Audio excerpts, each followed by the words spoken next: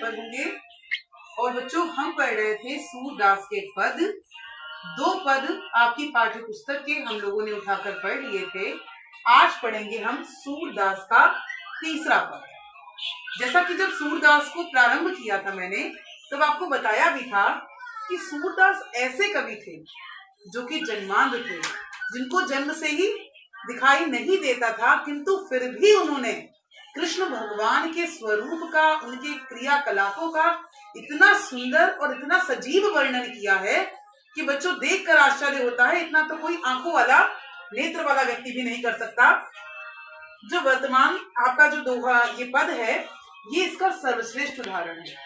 एक छोटा सा बच्चा क्या करता है, देखिए उसमें, किलकत कान घुटुरवनी आवत, मणि में कनक नंद कै आंगन, बिंब पकड़ी वै धावत, कबहु निरखी हरि आप छाह को, कर सौ पकड़न चाहत, किलकी हसत राजत द्वैदतियां, पुनि पुनि तिहि अवगाहत, कनक भूमि पर कर पग छाया, यह उपमा एक राजती, और कर करी प्रतिपद प्रतिमनि वसुधा, कमल बैठकी साजती, बाल दशा सुख निरखी जसोदा, पुनि पुनि नंद बुलावती, अचरा तरलय झांकी सूर्य के प्रभु को दूर किया। देखिए कितना सुंदर वर्णन एक छोटे से बच्चे का, कि किलकत कान घुटुरवनी आवत।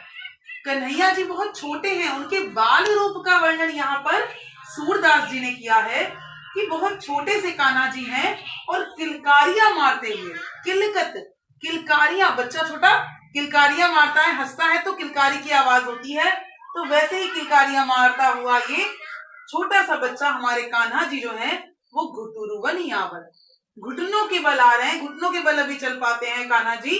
तो और करते क्या है कि मणि में कनक नंद कै आंगन, बिंब पकड़ी वै धावत। मणि में, मणियों का बना हुआ आंगन है नंद बाबा का, नंद बाबा, और कनक सोने का, मणियों और सोने का बना हुआ नंद बाबा का आंगन है। उसमें क्या हो रहा है, उसमें जब किलकारी मार के घुटनों के बल चल रहे हैं तो उनकी परछाई पड़ रही है उस आंगन में।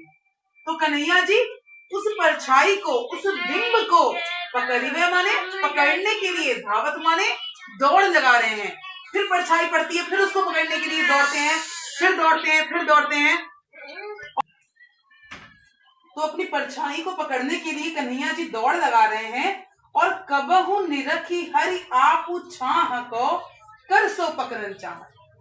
कबहु माने कभी कभी, निरखी माने देख कर, हरि भगवान श्री कृष्ण का जो बाल रूप है वो बाल कृष्ण जो है, आपु छाह को, अपनी छाया को कभी कृष्ण भगवान देखते हैं और क्या करते हैं, कर सौ पकड़न चाहत।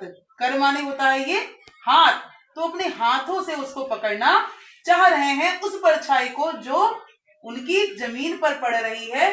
नंद बाबा के आंगन में जो मणियों और सोने का बना हुआ जो आंगन है, उसमें जो उनकी परछाई पड़ रही है, उसको हाथों से पकड़ने के लिए दौड़ रहे हैं।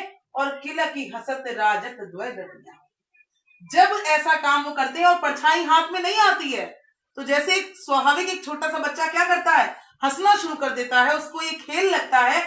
ठीक वही खेल कन्हैया जी खेल रहे हैं और किला की हसत, बड़ी किलकारी मारकर हंसते हैं। और जब हंसते हैं तो राजत द्वैदतियां, 2 दांत छोटे छोटे निकल आए हैं कन्हैया जी के। वो 2 दांत इतने प्यारे प्यारे लग रहे हैं, राजत सुशोभित हो रहे हैं वो 2 दांत आगे के। और पुनि पुनि तिहि अवगाहत, और बार बार, पुनि पुनि बार बार तिहि अवगाहत, वो यही कार्य कर रहे हैं। फिर आगे बढ़ते हैं और परछाई को पकड़ना चाहते हैं, और जब हाथ में नहीं आती है तो फिर किलकारी मारकर हंसते हैं। तो ये बार बार वो कर रहे हैं। फिर क्या होता है देखिए, कि कनक भूमि पर कर पग छाया, यह उपमा एक राजती। जो कनक भूमि है, स्वर्ण की बनी हुई सोने की जो भूमि है, उस पर कर पग छाया। कर माने ही बताया था आपको हाथ, हाथों, और पग माने पैरों, हाथों और पैरों की जो छाया पड़ रही है कन्हैया जी के, यह उपमा एक राजती। ये एक उपमा के सदृश है, जिसकी उपमा किसी से दी जा सकती है। बहुत सुशोभित हो रहे हैं उनके हाथ और पैरों की जो छाया, जो कनक भूमि पर, जो स्वर्ण भूमि पर पड़ रही है, वो अत्यंत सुशोभित हो रही है। और करी करी प्रतिपद प्रतिमनि वसुधा, कमल बैठकी साजती। और कैसा सुंदर कवि का वर्णन है, देखिएगा कि प्रतिपद प्रतिमनि, प्रतिपद माने हर एक पद पर, जैसे पद अपना अपना पैर कन्हैया जी आगे बढ़ा रहे हैं, तो प्रति मणि, मणि माने यहाँ पर है मणिया, मणियों का आंगन है नंद बाबा का, तो प्रत्येक मणि में वसुधा माने ये पृथ्वी कमल बैठ की साजती, ऐसा लग रहा है कि कमल के पुष्प खिला खिला कर रख रही है, कमल का बैठकी माने आसन बना रही है उन कन्हैया के लिए, उन नंदलाला के लिए, कृष्ण भगवान के लिए जो घुटनों के बल उस आंगन में चल रहे हैं। ऐसा लग रहा है कि उनके प्रत्येक पग के नीचे कमल बिछ जाएं, ऐसा प्रयास कर रही है वसुधा, यानी कि ये पृथ्वी, ये धरती माता, ऐसा लग रहा है कि उनके प्रत्येक पद के नीचे वो कमल की बैठकी डाल दे, कमल का आसन डाल दे। हर एक मणि पर कमल का आसन उगता हुआ प्रतीत हो रहा है। और आगे आइए देखिएगा कि बाल दशा सुख निरखी जसोदा, और जब बच्चे की ये दशा देखती हैं, कौन? जसोदा।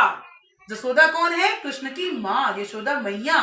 जब कृष्ण की ये दशा देखती है, ये देखती है उनका ये बाल रूप, तो सुख निरखी, बहुत सुख का अनुभव करती है। निरखी माने देखकर बड़ा सुख का अनुभव करती हैं। और पुनि पुनि नंद बुलावती, बार बार नंद बाबा को बुला रही हैं, उनको आवाज दे रही है, आइए आइए नंद बाबा, देखिए जरा अपने लाला को देखिए, अपने बच्चे को देखिए, कितना प्यारा लग रहा है, कितना सुंदर लग रहा है। बाबा को बुलाने के साथ ही उनके मन में बड़ा प्रेम उमड़ पड़ता है अपने बच्चे के लिए, अपने प्यारे बेटे कन्हैया के लिए। और क्या करती है एक माँ जो करती है, ठीक वही करती है उस समय यशोदा मैया। अचरा तर ले ढांकी, सूर के प्रभु को दूध पियावती, आंचल के नीचे अपने उनको ढक लेती है, कन्हैया को उठा लेती है गोदी में और अपने आंचल के नीचे ढक लेती हैं। और सूर के प्रभु, जो सूरदास जी के प्रभु हैं, कौन है वो? अर्थात भगवान श्री कृष्ण, उनको क्या करती हैं? दूध पियावती, उन्हें दूध पिलाने लगती हैं। वात्सल्य रस का बड़ा ही उत्कृष्ट वर्णन आपको इस पद में देखने को मिलेगा। आपको जैसा कि मैंने पिछली बार बताया था कि काव्यगत सौंदर्य भी देना है व्याख्या के बाद में, तो काव्यगत सौंदर्य में यहाँ आप लिखेंगे कि पूरे पद में यहाँ पर वात्सल्य की उत्कृष्ट छटा देखने को मिलती है।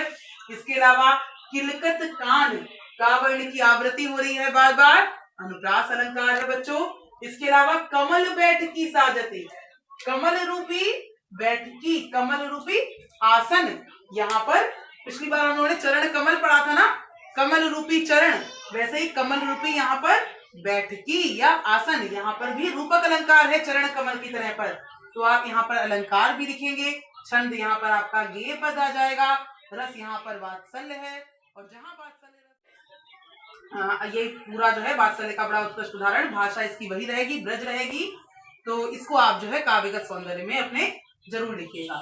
इसके बाद बात करते हैं अपने हम चतुर्थ। अब देखिए कन्हैया जी थोड़े बड़े हो गए हैं, थोड़े से अब भाई पैरों के बल चलने लगे हैं। ये वाला बहुत सुंदर पद है सूरदास जी का, बड़े हो गए हैं, माँ से जिद कर रहे हैं। क्या है? ध्यान से देखिएगा कि मैं अपनी सब गाय चरे हूँ, प्रात होत बल के संग जय हो, तेरे कहे न रहे हो, ग्वाल बाल गायन के भीतर न कहूँ डर नहीं लागत, आज न सोवो नंद दुहाई, रहनी रहूंगो जावत जागत। और ग्वाल सब गाय चराए हैं, मैं घर बैठो रहे हो, सूर श्याम तुम सोई रहो, अब प्रात जान में देहूं। बड़ा अच्छा वार्तालाप एक माँ और बेटे का यहाँ पर आपको देखने को मिलेगा। यहाँ पर कन्हैया जी अपनी माँ से जिद कर रहे हैं। क्या जिद कर रहे हैं? कि मैं अपनी सब गाय चरे हूँ, कि हे माँ जसोदा मैया, मैं अपनी सारी गायों को खुद ही चराऊंगा, मैं ले जाऊंगा अपनी सारी गाय चराने। और प्रात होत बल के संग जय हूँ, जब सुबह होगी और सब ग्वाले वाले अपनी गायों को लेकर जंगल में जाएंगे चराने के लिए, तो तुम मुझे भी जाने देना, मैं अपनी गायों को लेकर खुद ही जाऊंगा, और तेरे कहूं ना रहूं, कहे ना रहे हो। और तुम जब कहोगे कि नहीं नहीं तुम अभी छोटे हो, तुम अभी जाना नहीं, अभी तुम्हें चोट लग जाएगी या कोई ग्वाल वाले तुम्हें गिरा देंगे, ऐसा यदि तुम कहोगी, तो तेरे कहे ना रहे हो, तुम्हारे कहे बिल्कुल नहीं रहूंगा, मैं तो जरूर जाऊंगा अपने ग्वाल वालों के साथ में अपनी गैयों को चराने के लिए। और ग्वाल बाल गायनी के भीतर न कहूं डर नहीं लागत। और मैं तुम्हें बता दूं माता कि ग्वालों के साथ में, बाल बच्चों के साथ में, और गायनी के भीतर और गायों के साथ में जब मैं होता हूँ, तो न कहूं डर नहीं लागत, मुझे जरा भी डर नहीं लगता, मैं बिल्कुल भयभीत नहीं होता हूँ। और आजू ना सोवो नंद दुहाई, नंद बाबा की कसम खाकर कह रहा हूं मैं कि आज नहीं सोऊंगा और रह नहीं रहूंगा जागा, पूरी रात में जागता रहूंगा और बिल्कुल नहीं सोऊंगा। क्योंकि सुबह जब होती थी और कन्हैया जी सोते रह जाते थे, उतनी देर में ग्वाल बाल सब गाय लेकर चले जाया करते थे।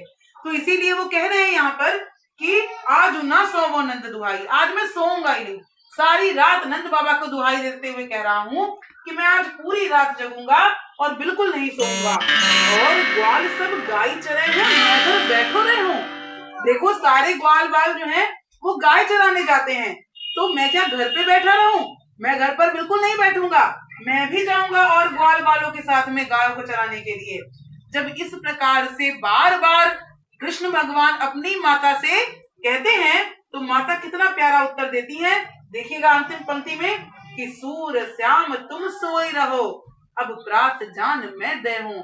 अब जब सो ही नहीं रहे हैं कन्हैया जी, तो माता कहती है कि सूर श्याम, हे मेरे सांवले सलोने, सूरदास जी के सांवले सलोने या गुरु या आराध्य, तुम सोई रहो, अब तुम सो जाओ, अब प्रात जान मैं दे हूं, अब जब प्रातः काल होगी तो मैं तुम्हें जाने दूंगी, अब तुम सो जाओ। इस प्रकार से माता जो है सुलाने का प्रयास करती है यहाँ पर कन्हैया को। तो यहाँ पर कन्हैया जी थोड़े बड़े हो गए हैं और यहाँ पर उनके मध्य माता के साथ में माता और पुत्र के मध्य का बड़ा ही सुंदर वार्तालाप था इस पद के अंतर्गत। तो ये भी आप अच्छे से देख लीजिएगा, आशा है आपको समझ में आ गया होगा बच्चों। तो इसके नीचे भी आप जो है काव्यगत सौंदर्य जो है अपना बढ़िया से तैयार करके लिखिएगा, संदर्भ प्रसंग व्याख्या काव्यगत सौंदर्य सब कुछ कॉपी में लिख लीजिएगा और विद्यालय खुलने के बाद में उसको मेरे द्वारा जांचा जाएगा। ठीक है बच्चों, तब तक के लिए धन्यवाद।